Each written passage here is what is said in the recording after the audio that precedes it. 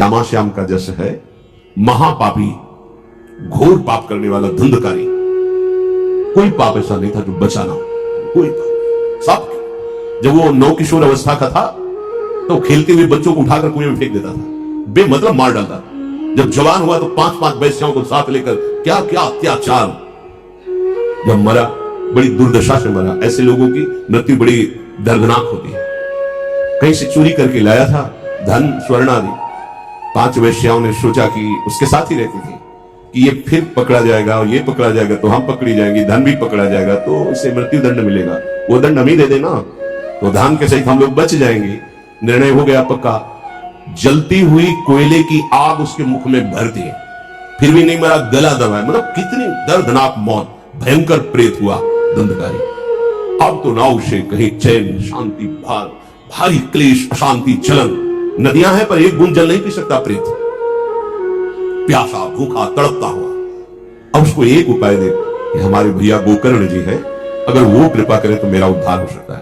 तो गोकर्ण जी अपने विश्राम भवन में थे तो प्रवेश कर गया, वायु रूप होता, कभी इंद्र बन जाता, कभी भेड़ बन जाता, कभी बकरा बन जाता, कभी देवता बन। तो उन्होंने विचार किया कि कोई पवित्र आत्मा नहीं है, क्योंकि विपरीत गतियां प्राप्त हो रही हैं इसको, ये कोई प्रेत आत्मा है।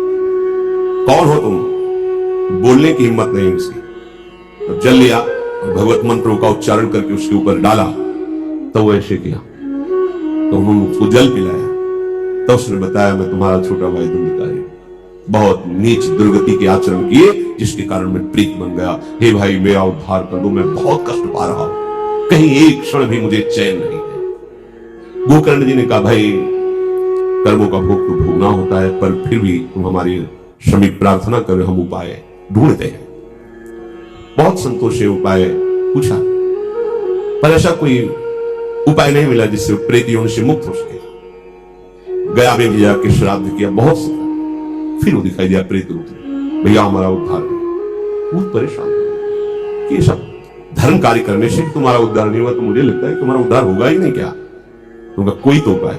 भगवान सूर्य से पूछा, बहुत तपस्वी मंत्रज्ञ थे, तो उनको श्रीमद् भागवत का सप्ताह पारायण यदि धुंधकारी को सुनाया जाए तो परम पद में आरूढ़ हो जाए। अनुष्ठान किया गोकर्ण जी ने। एक बांस खड़ा था सूखा ऐसे किसी, उसमें बैठकर छिद्र में, अब वो क्या जानेगा पापात्मा जी की क्या गोकर्ण जी वर्णन कर रहे हैं, पर कान में श्रीमद् भागवत के शब्द पढ़ रहे थे। श्रीमद् भागवत के शब्द श्रवणेंद्रिय में पढ़ने के कारण एक दिन कथा पूर्ण हुई तो वो बांस की ग्रंथि फट गई, ऐसे 7 ग्रंथियां फटी और वो भगवत पार्षद रूप होकर सामने प्रकट हो गया और कहा, भैया मेरा उद्धार।